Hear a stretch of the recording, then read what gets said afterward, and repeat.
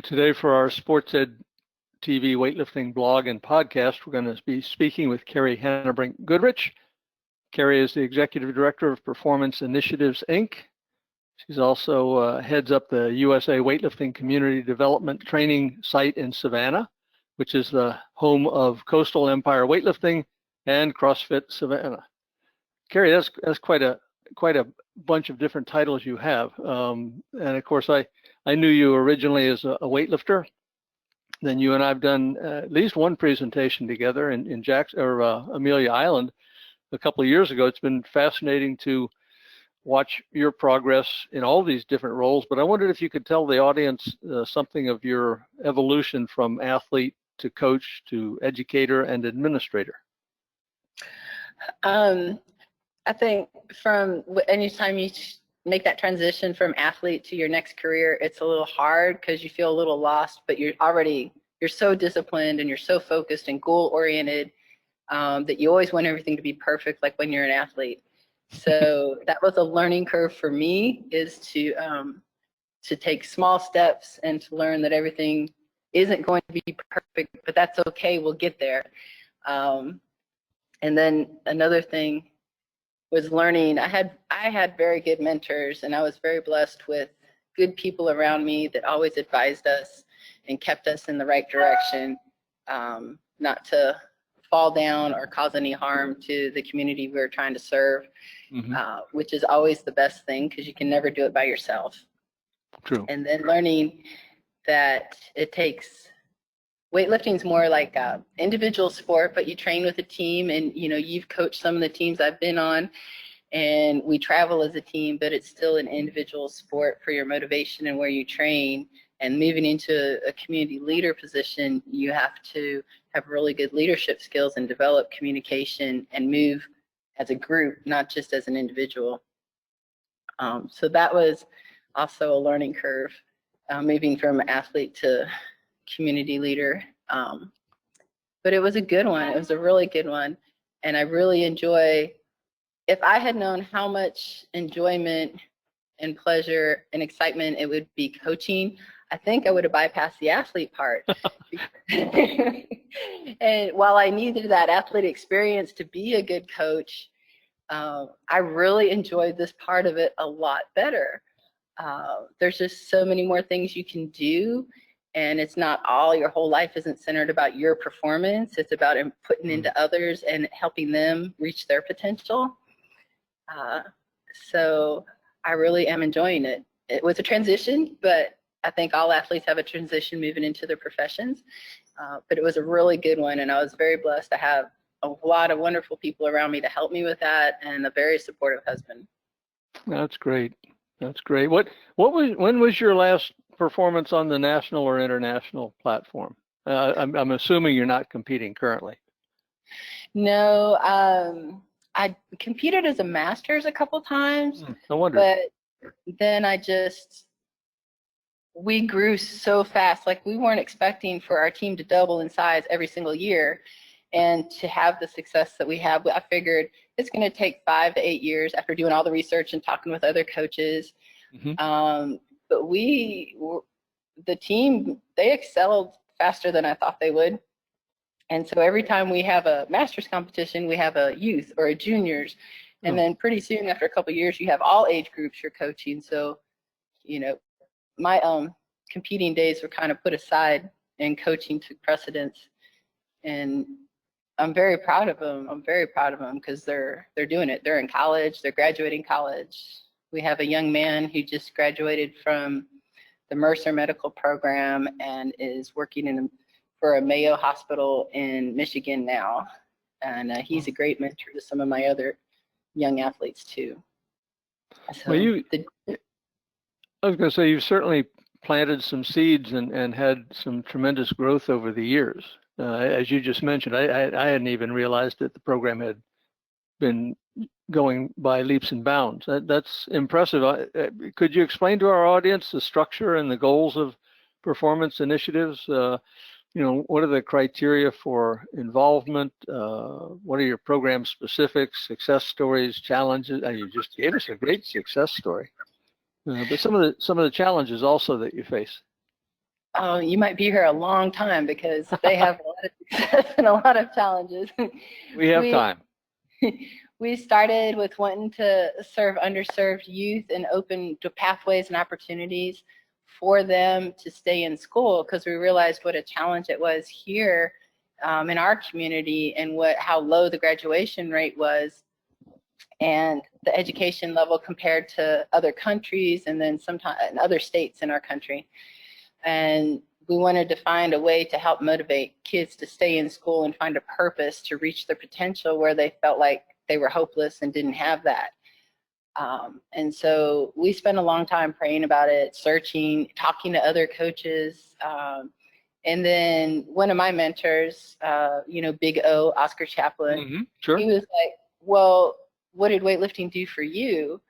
And it was like all of a sudden I'm like, oh, I'm so blind. I should have seen that right away, because weightlifting did all those things for me. I got to go to schools overseas. I got doors open that I wouldn't. I traveled around the world, and competed for my country. When I was younger, who would have ever said as a child, this is what you're going to do? That's true. And it was huge. It opened all those doors, and it gave me opportunities to continue educational things I wanted to do. And so I thought, well, this is how are we going to do this? And a lot of these kids are fighting in school. I can't even get them to focus. But weightlifting is individual. So if they're doing their educational component with a tutor, then they earn so much time on the platform to train. And if their behavior isn't good and they get pulled off the platform, then it doesn't hurt the rest of the kids in the program. It only hurts that one person. So we started that way. And then a friend of mine, she was a top-level gymnast, and she was retiring from her sport. And she's a counselor, and she wanted to do something to help with our organization. And I said, well, could you help with life skills and trauma counseling? Because a lot of these kids have gone through trauma. I had a girl that was just, all she could do was rock back and forth, because the night before there was a retaliation shooting in the neighborhood, and her uncle got shot in the head through the window right in front of her. And then they just sent her to school the next day. And so we needed counselors that were professionally trained that could help these kids through these life events. So she started a program, a nonprofit called Heads Up Guidance Counseling, and she partnered with us to provide the counseling services for the kids. We got retired teachers in the community to pull together with us to help with the tutorial part of it, because a lot of the youth that we serve are below grade level. Or they just haven't had an advocate. Some of them have autism, some have hearing loss and need hearing aids, but nobody's advocated for them, so they're being held back and made to feel like they're inadequate, when really they just can't hear and nobody's paying attention. And so we built a community of supporters. We worked with United Way, we worked with USA Weightlifting, and to pull all of those resources under one roof, that the kids could have come after school, feel safe. We worked with Second Harvest to provide food and meals. They provide lunch, breakfast, dinner, and we partner with them. And so now they have the resources that they can actually focus on their homework, focus on life skills, anger management, trauma healing, and then they can use the platform work for physical activity, but it also teaches them all those life skills that they need to be successful, whether they reach the Olympic status or not.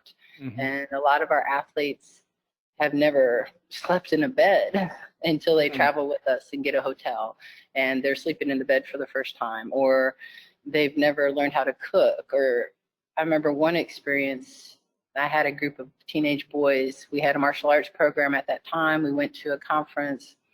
They had never used silverware. They didn't know how to use a napkin and silverware because they've never used anything that wasn't plastic. So for me, it was a learning curve about life skills and meeting people where they're at as well. But I think anybody can do that as long as you're accepting of people where they are, and you're open to listening and meeting them where they are, and understanding that nobody's better than anybody else. We're just doing life to improve ourselves together. You must have a tremendous buy-in from parents, I would think.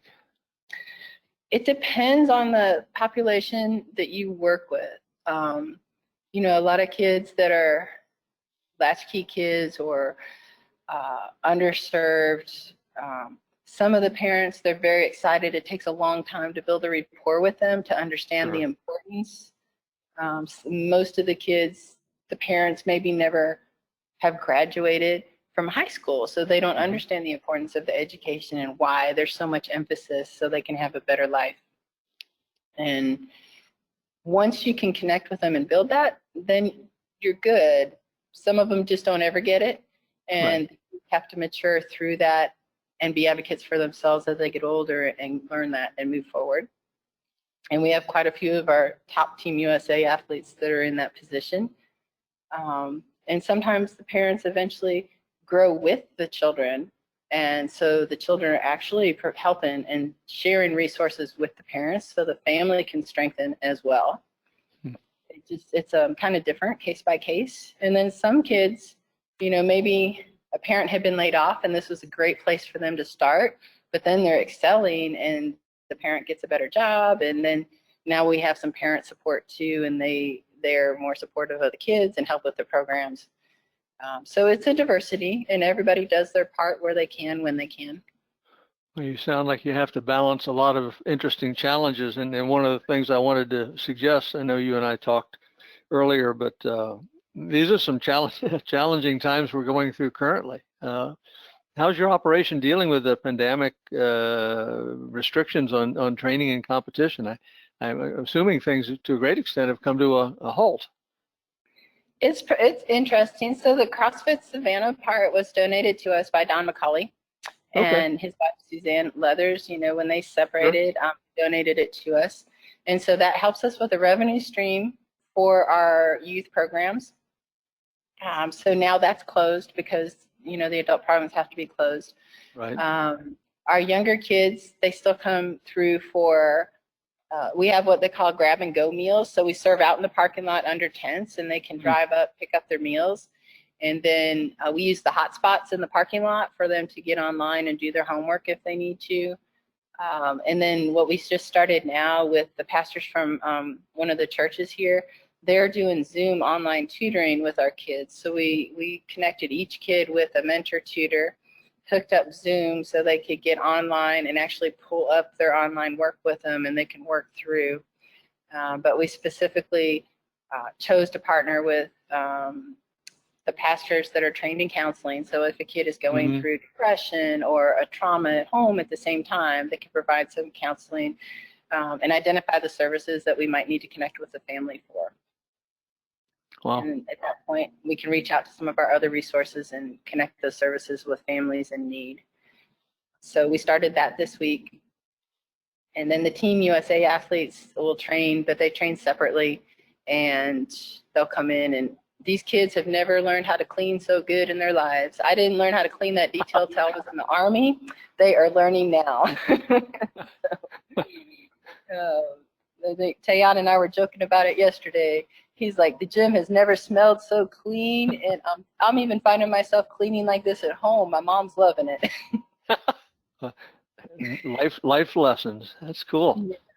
And then some of our kids that aren't on Team USA, what we did was most of them have access to a free phone, or the schools have provided tablets. So we create online training for them, and they do a little video and send it back to us so we can keep in touch with them that way. Oh, good. And I want to ease into the training idea. And in terms of the weightlifting specifically, what sort of age ranges are you working with currently within PI? 7 through college. Wow. And so at 7, it's a great age. We learned that that's the perfect age that they start to have a better attention span. We can really make an impact at that age in teaching life lessons, cooking skills, getting them on track with their education. Because at 7, you're not going to make a world team. You're not an Olympic athlete. No. At 7, you're focused on enjoying life. You can learn movement. You can learn coordination. And you can learn those life skills like how to process trauma, how to handle anger management, how to build rapport and respect others' personal space, the simple things that make you successful in life. And then by the time they're 10 or 11, they already know the movements because they've been using PVC pipes, they've been using med balls, they've been using the rock walls. So if they're interested in weightlifting, they can start at that time.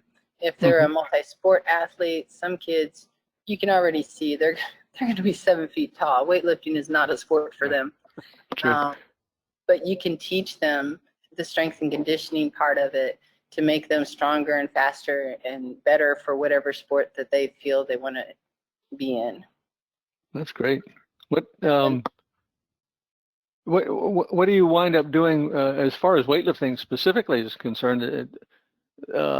Competitions. I mean, you mentioned at your local meets having various age groups available. Do you have general advice as to when a child might start competing? I think it's different with each child. You know, I usually would not take an 8 or 9-year-old to a youth national meet unless they're more mature or a parent is fully engaged in bringing them and taking care of them, and letting them just have an experience of being there.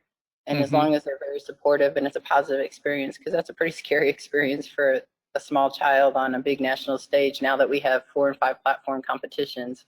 Right. And then by the time they're 11, they're usually pretty mature. They've already been to local meets here. We host them at our site, or we've taken them to other partner clubs, and they've been off-site. They've proven that they're mature enough to travel. They can follow the safety rules and the team rules, and then they're ready to go to a national meet. And then I have, you know, some kids. That's why I think it's really important for the coaches to assess that with each athlete differently. I have a girl that's 14, just turned 15. She's ADHD with the anger component, and maybe one day she's on her meds, maybe one day she's off. Well, she's she could be a national champion. She's very gifted as an athlete, but I would never take her off site ever because she's just not mature enough. She's not consistent enough, and it would be a very high risk to take her. Well, that's very insightful on your part, I think. I think in that way, the coach has to get to know the athlete and the family and really and not be afraid to tell an athlete no, because sometimes, I mean, it really does break my heart to tell an athlete no sometimes, but if they didn't meet the code of conduct or they didn't meet the grade requirement, and you know, as a coach, you know they're going to be a national champion, you know what could happen, where they could go, but they're going to miss that qualification because they didn't follow the code of conduct that they agreed to. And if you don't do it now, then they're always going to think, if I lift good enough, coach is going to let me go. That's more important than any other character trait. Yeah. And that's not the message we send here, and that's not what we want to develop in our athletes. No, it sounds like you have a very, I was going to say strict, I think a very clear-cut, high quality, high bar measure for everybody involved, and as long as they meet those standards, good to go. Yeah, and I believe I have some athletes that, you know, the parents have cursed me up one side, down the other. The athlete threw a temper tantrum. They brought their bags to get on the bus to go to the nationals. I'm like, no, you missed the grade requirement. You know, this is the first time I'm talking to you. But I'm telling you, after that, those athletes never miss a grade requirement again, and they are focused on the platform, and all the way around their character and their sportsmanship with their teammates changes for the better. I can so imagine. Sometimes you have to be strong enough to endure that for them to understand why you're setting those standards. Well, what is your coaching staff like? With as many kids as you have, participants, you must have a pretty solid depth for coaches. We work with the universities for coaching interns. Fantastic. And then, which is really good. So at first, I was kind of hesitant because I love that educational part of it, but then I was like, that's a lot more on, and you know, Harvey, it's a lot more on you to teach them, to teach the kids, to teach the technique. But I really enjoy, we've had some great interns that hands down, they're like, okay, put me through the USAW course, teach me this, and they will come on their time to master everything so that they don't mess up anything when they're coaching. They're following the same standards. They're very professional, and all of the interns we've had are always connected really well with our athletes and our youth that we have. So we've never had any conflict of personalities or anything like that. They work really, really hard to understand the program, to spend extra time with me to understand the process, what our policies and procedures are. So for us, that's worked out well. It's been a great relationship with the community. And we have another coach here now who's been with us. This is his second year. We hired him on after his internship, and he's going to graduate school now and coaching part-time with us. And he's great. He's a great mentor with our males. And he doesn't get frustrated. They don't run him down. He's 6'3". He's about 320. So he doesn't have to repeat himself. Well stated. Well, so you must have a number of volunteer. Do you have parents, et cetera, who come in and take up an interest? Not that they're going to go through a USAW course, but from what I see on your website, it looks like you frequently have a good support system around you. A lot of our support has our coaches mentoring come from the military. Actually, we have a good relationship with them, and our rangers here in town are great. They come in, they volunteer. We have one gentleman. This is Fort Stewart? Fort Stewart and Hunter Air Force Base. Oh, that's right. Yeah. Yeah, we had Lieutenant Colonel at Fort Stewart that was here 2 years ago. He was a very big advocate for our programs, and he's mentored. We had a couple of young men that we were able to get their grades up, and they qualified for scholarship at the Benedictine Military School. And so he helped mentor them and help them through the process of getting into the military and what they need to do with that after they graduated from BC and getting their college degrees. So 2 of our young men are in that, they just graduated. They just went through training and ranger school, and now they're waiting to go to, one's going to LSU, one's going to Savannah State. And so they'll stay in our OTC, and when they graduate from college, they'll be an officer in the military for 2 years and then decide what they want to do from there. Well, that's fantastic. Excellent. What, not to get away from the people, but in terms of facilities, how many people can you train at once? We have 15 platforms. So I don't like training 15 people at one time. Right. And especially when it's youth, I try to keep it to 8 to 10 if they're mature enough. So like if it's more my 13 and over that can work together well and they keep moving and they're not playing around, 8 to 10. Otherwise, we try to keep it between 5 to 7. Makes sense. When you mentioned the 13 and over, one of the topics or questions I thought about was, it seems a couple of years back, USA Weightlifting had a bit of a split in their ranks with those who wanted to see, there is a 13 and under age group, and then of course every 2 years above that for youth nationals, I guess up to 17 or so. It seemed like there was a school of thought that those under 13 should be working on technique rather than lifting maximum weights out on the platform.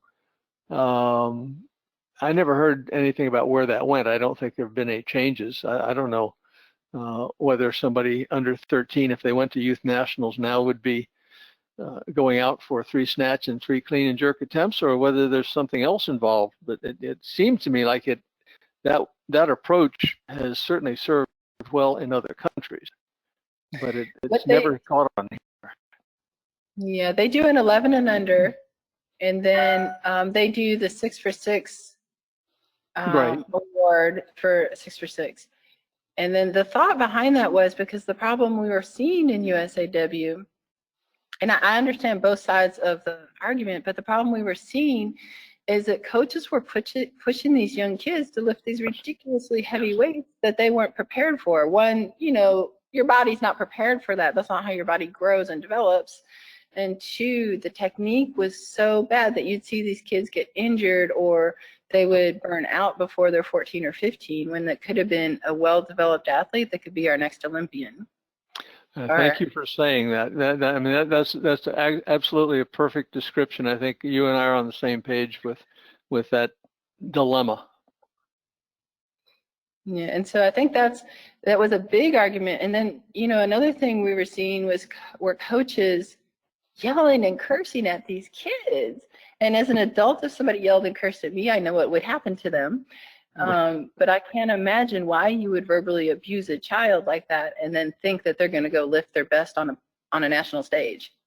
Yeah. It makes no sense. And so their mentality, what they were trying to do is change the mindset of the coaches, but you can't just handpick one or two coaches. You have to set an unbiased level playing field for all coaches. And I think USAW was having a hard time finding how to balance that. They knew what they wanted to do to protect the athlete. We just had to find the right way to balance that. And that's where that was working towards. And I think it's a very good philosophy and system, and coaches should teach like that. But I don't see legally in the US how you're going to prevent a coach from putting weight on the bar for a lifter. And then they came up with not going more than 2 kilo jumps for youth lifters, which is a very good step, because you still see some coaches with 13 and under trying to jump them 5 and 10 kilos like you would in an older athlete. So they were working in the right direction to protect the athlete and provide better coaching education for coaches from all walks, just beginning from history, from other countries, if they came from a country that didn't coach like ours. So everybody was on the same page. You know, in 1984, when we had Mack Trucks as a sponsor, they came up with something called Operation Acorn. And we had created this template of technique competition for the youngest set. And in those days, you couldn't lift on the platform if you were under 12.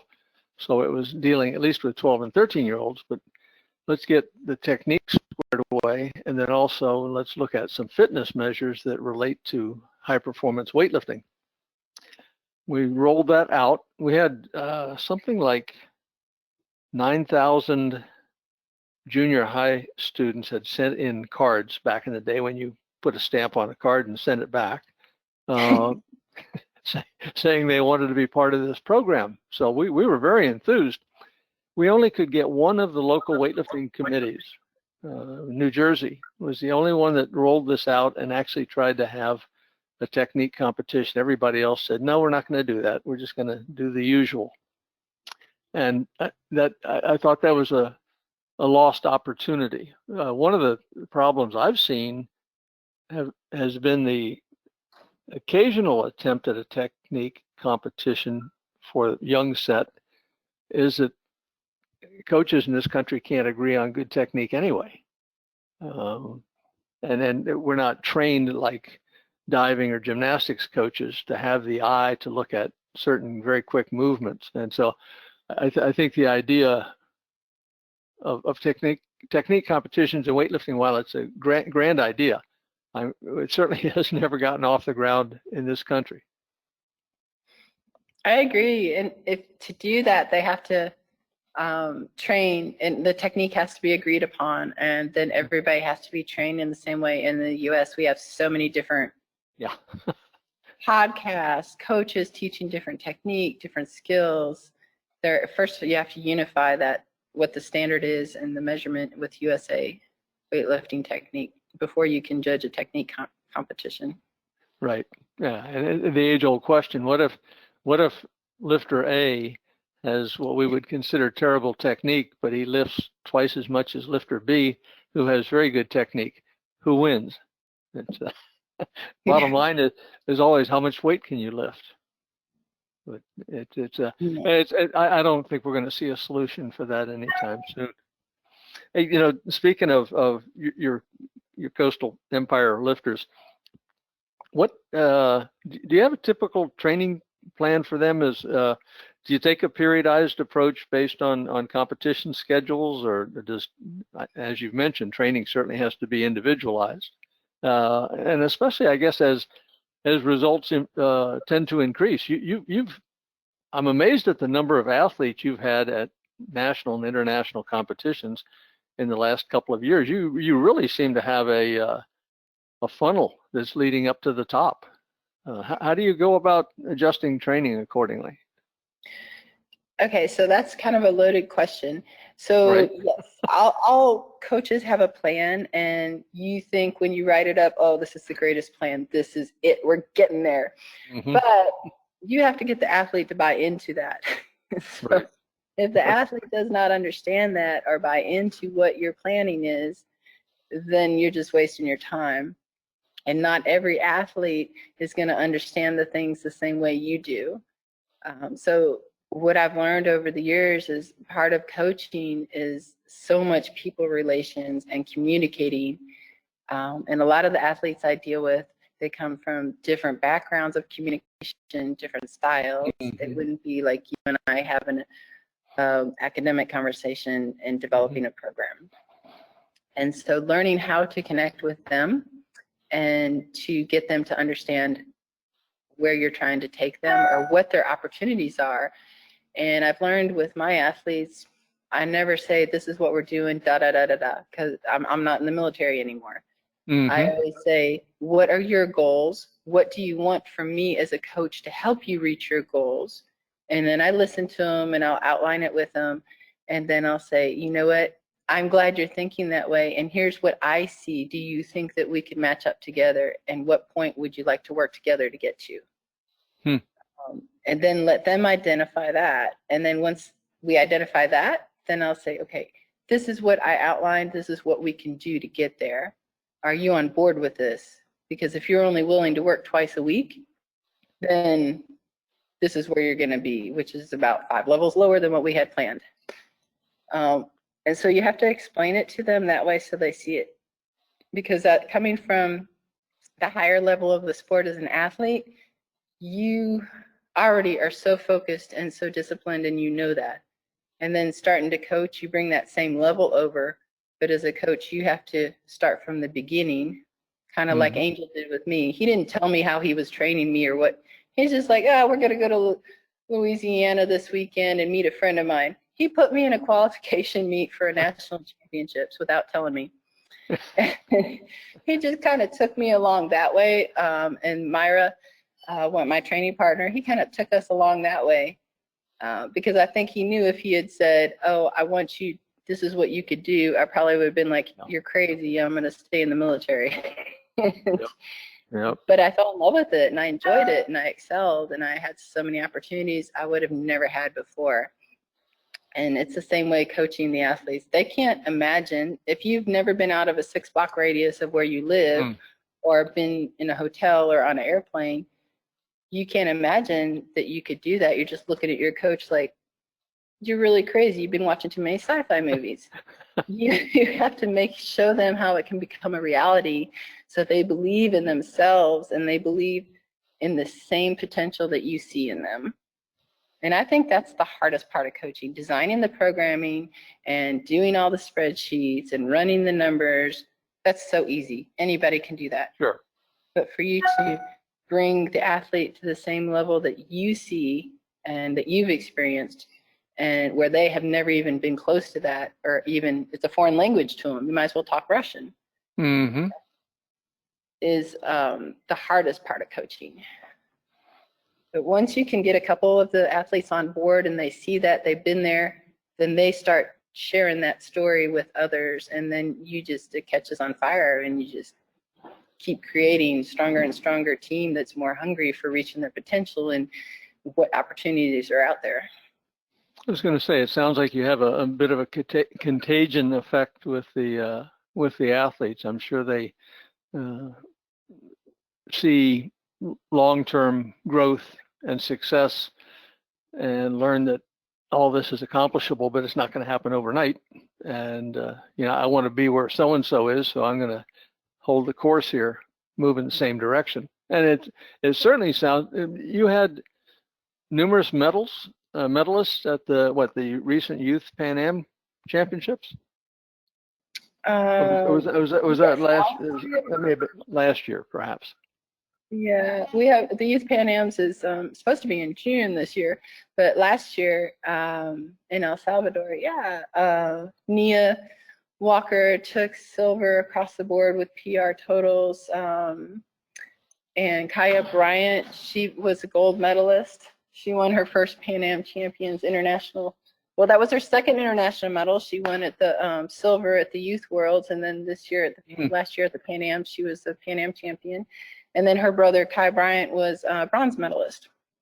Wow! So they all hit the podium sporting the USA flag, and they were very excited.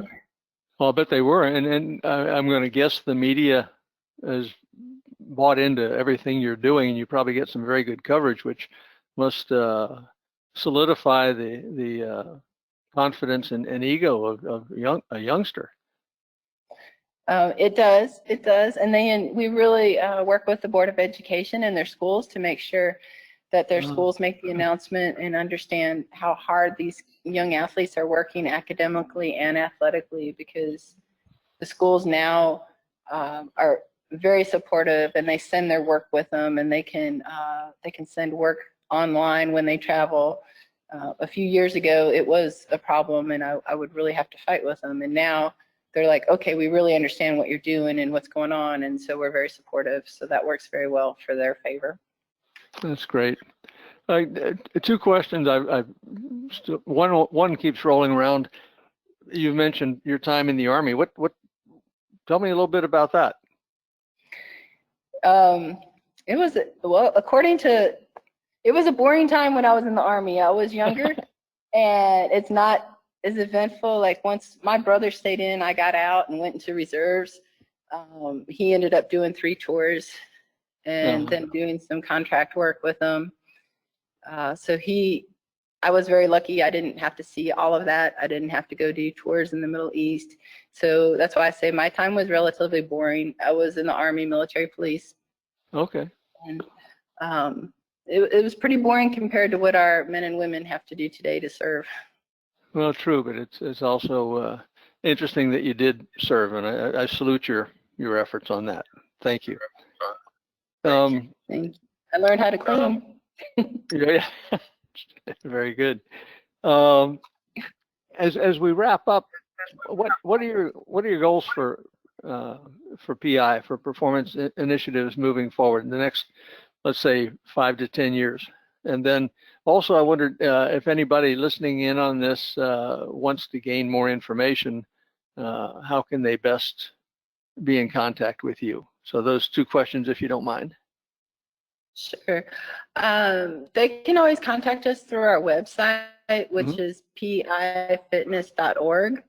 And I believe our phone number's on there too, and email. So that might be an easier thing to remember and way to contact us. Okay.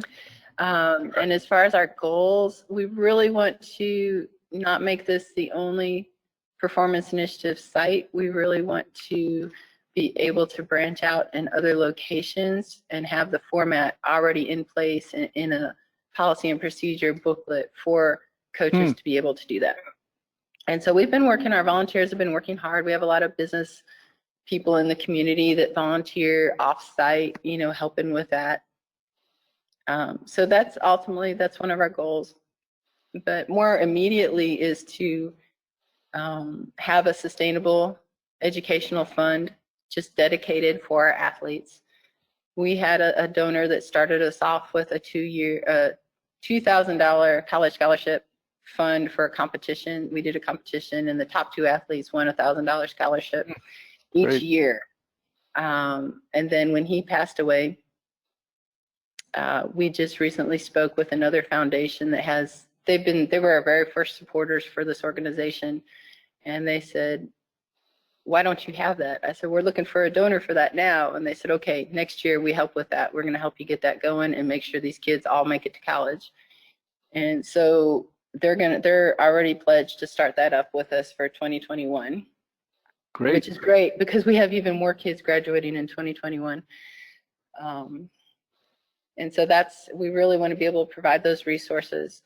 And then the other one is that we can continue to keep duplicating the success. And that means that you have to duplicate the people with not only the heart, but the knowledge to continue the work that we do here. And so we're working on that too. Excellent goals. I was going to suggest, since we'll have this on SportsEdTV, we're also looking at creating a community within that site where coaches can create their own list of exercises. They can communicate that, and essentially a social media type of environment is done. Of course, everything on SportsEdTV is free, no cost involved at all. We just need somebody who has a device and a connection and some interest. I'd be very interested. I have mentioned to SportsEdTV, with you being in Savannah and our headquarters being in Miami, and me being sort of in between the two, actually almost exactly. I'd like to get up and do some filming, check out your athletes, check out the program, and do a little bit more to be able to promote what you're doing, Kerri. I think you've hit upon something that's has been very successful, and it should continue to be. Thank you. You are welcome anytime. Our athletes love to show off their facility. And I think and they love to show off what they're doing. They take a lot of pride in it. They take a lot of pride in taking care of their place and bringing their friends and family for competitions and for events that we have. We've held art shows here. The kids have done these amazing sculpting pieces. Right. They've done cooking shows here. So they're very proud of what they're doing, and they're happy to show it off anytime somebody's interested.